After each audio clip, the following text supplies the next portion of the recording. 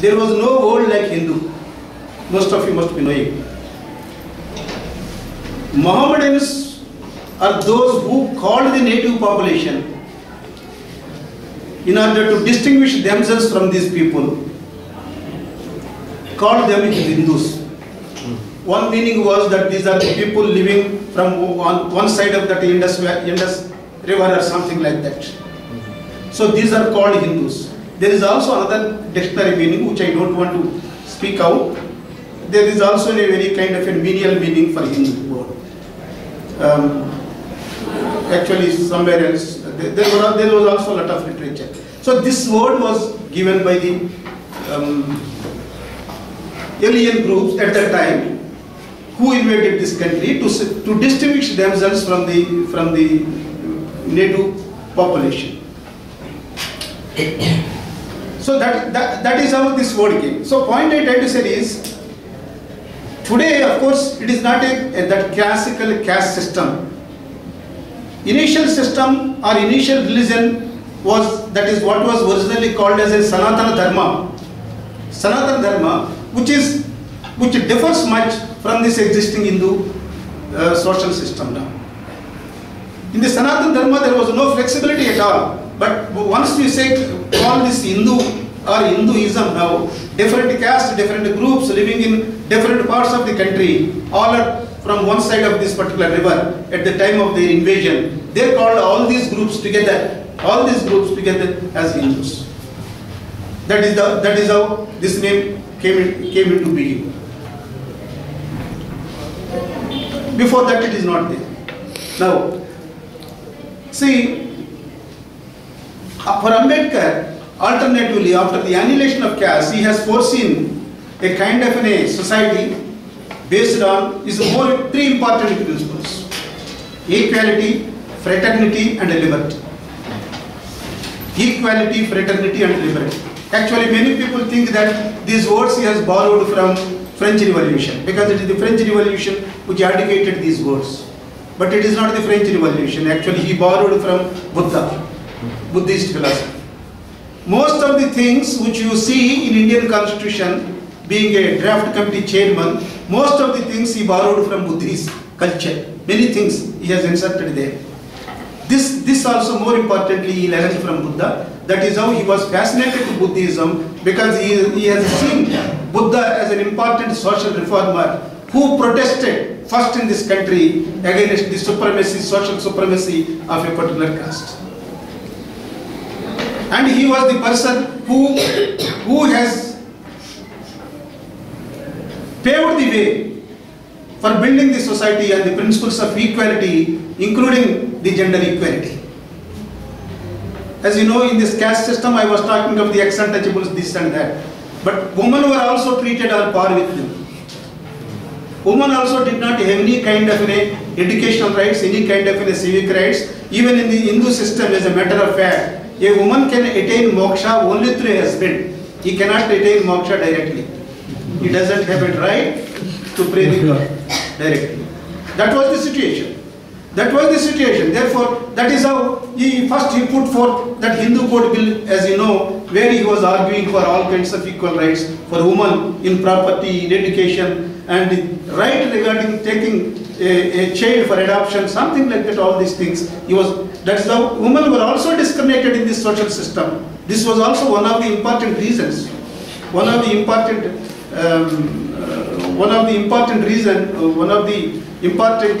aspect of this caste system, which came in the way of national social and economic progress.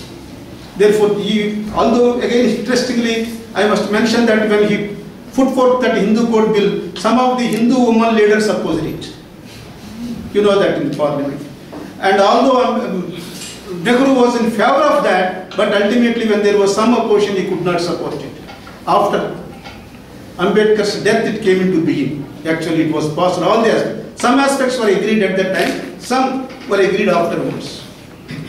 Now, other point I try to say is, see, during this movement, actually, let me also mention some of the relevant things.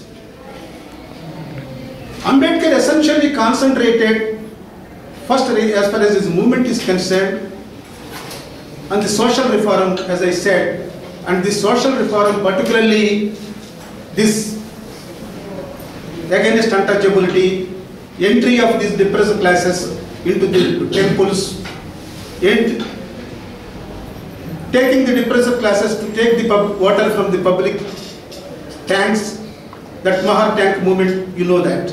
Similarly, Nasik temple movement, you know that. So he was concentrating on those things almost up to 1930, from 1917 onwards.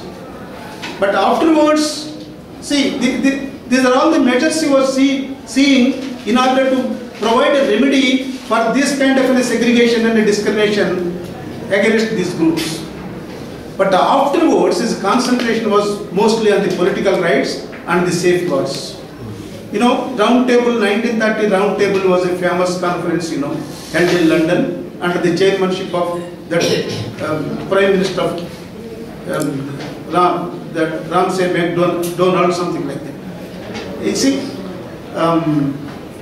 there, when he was arguing, his arguments are very interesting. When he was arguing for the safeguards and particular special rights for these communities, he made it very clear that, because you know, the future of these people is very safe only in independent India. But being a community which is suffered under these caste rules, whatever it may be, under this existing social system, they need a protection.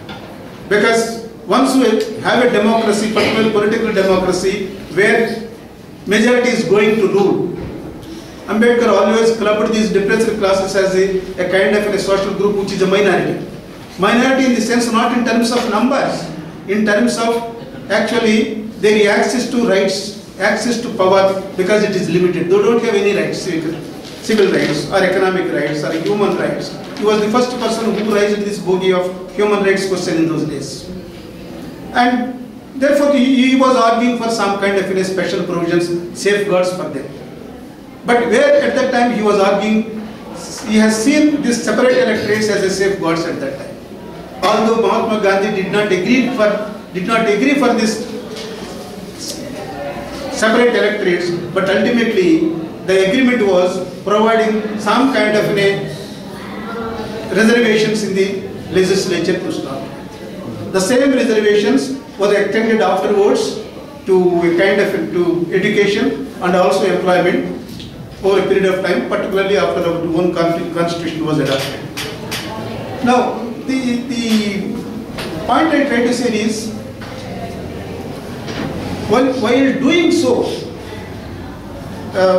Ambedkar in this particular aspect, of course ultimately he embraced the Buddhism that you know, okay, because of the reasons in brief I have explained about the Buddhism. While doing so, actually, he made it clear to the Indian society that this caste is a monstrous. Under the caste system, you cannot build anything. You cannot develop anything. These are the words used by Ambedkar. Unless you demolish this caste system, and the solution what he has shown is that one. But unfortunately, the people, I mean, the rest of the Hindus did not agree to go for that kind of a social reform, and therefore Ambedkar has to mention somewhere, he waited for a long time, and somewhere he has to mention that I will be changing my religion, I don't want to die as a Hindu, he said. And that is how ultimately, before in 1956 only, he embraced the Buddhism. After a few months, as you know, he died. That is December 6, 1956 he died. The point I try to say is, now actually the problem that has been faced by the millions in this country, current situation.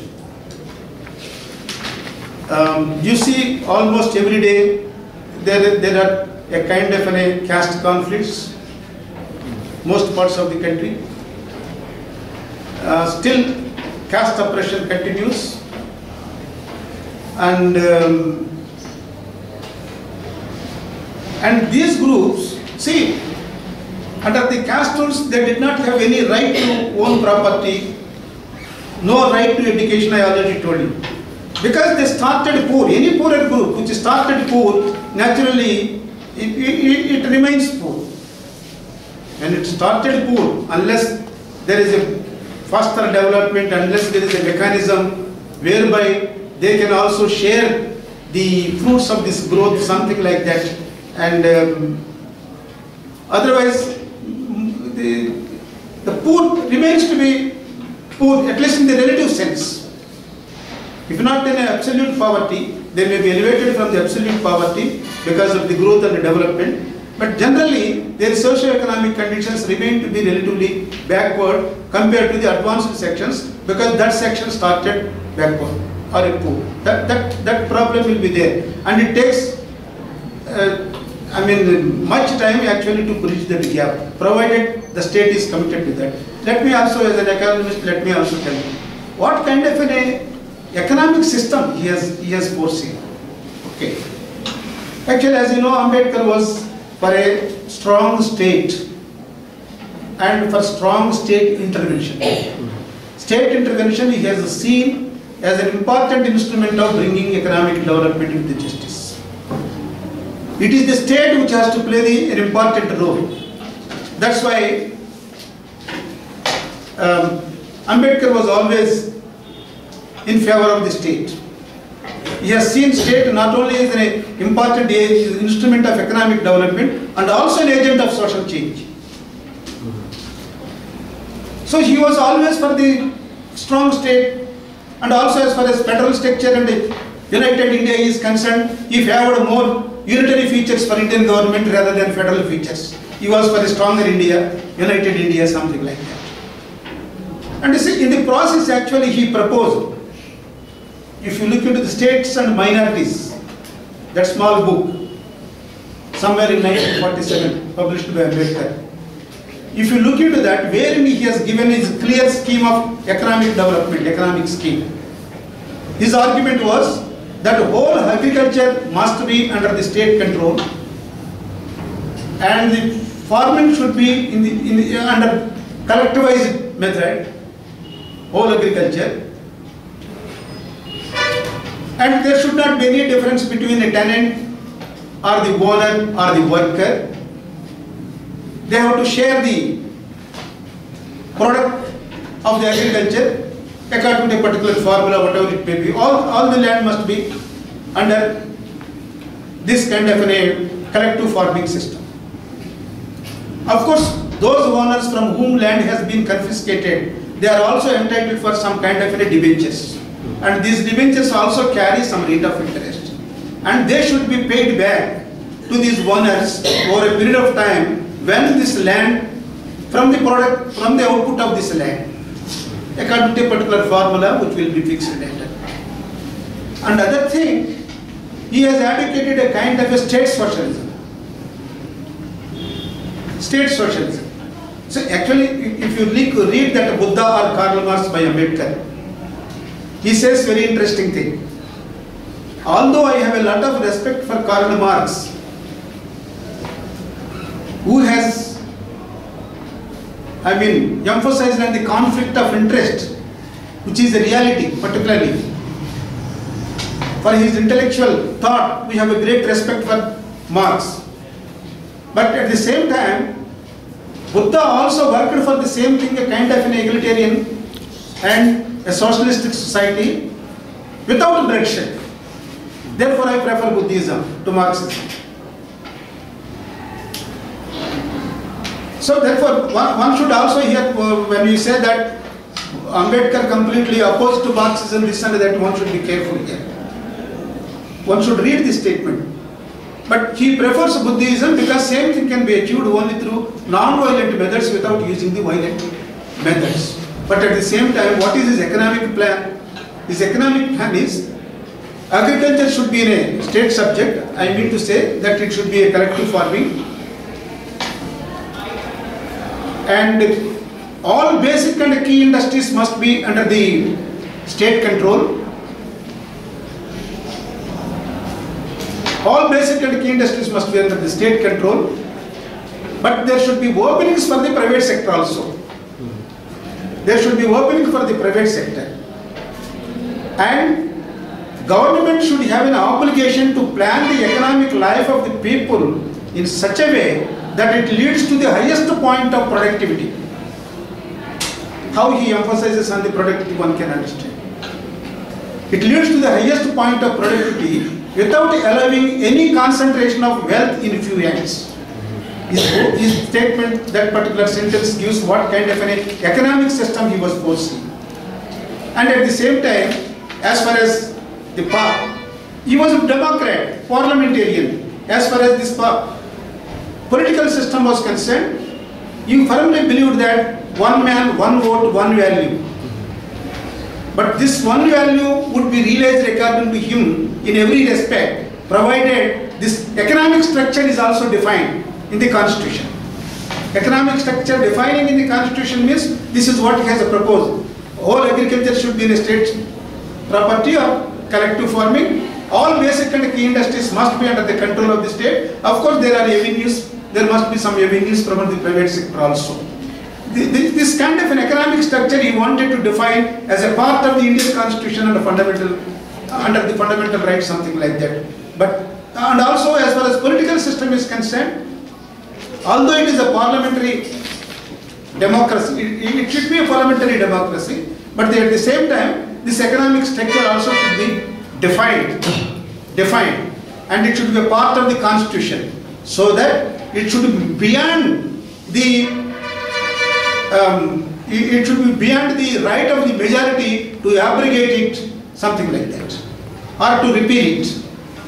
And this whole system should come into force within, at least particularly economic system should come into force at least within the period of 10 years after the formation of the Indian government, after adopting the Indian constitution. This is what he has proposed, but the Constituent Assembly did not agree for this, particularly defining the economic structure, and as a result, they ended with a solution, but state should endeavor to achieve a social order that ensures justice, all kinds of justice, social, economic and political, to all sections of the society. This is how now all the states, including, state governments, no state shall be prevented from taking any kind of a positive measure under directive principles, not under fundamental reasons, under directive principles in taking some kind of measures that will promote equality, fraternity, something like that.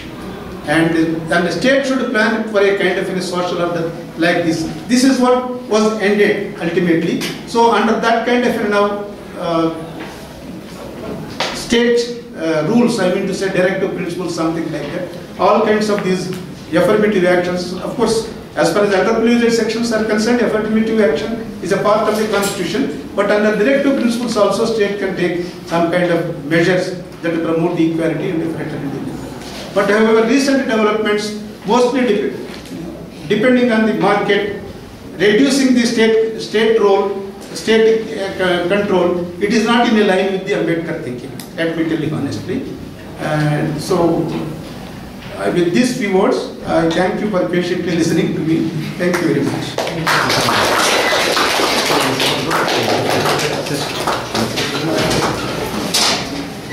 Sir, do you have any questions? See, we would like to thank. I can't ask for the questions I should have asked. Okay, we would like to thank our professor, our dean sir, Professor Nancharaiah, for giving such a wonderful lecture on Ambedkar's approach on Indian caste system. Thank you so much, sir. We are looking forward for your further lectures in the future. Do you have any questions, any clarifications? Yes, please ask. For example, if you take one village, there is a lot of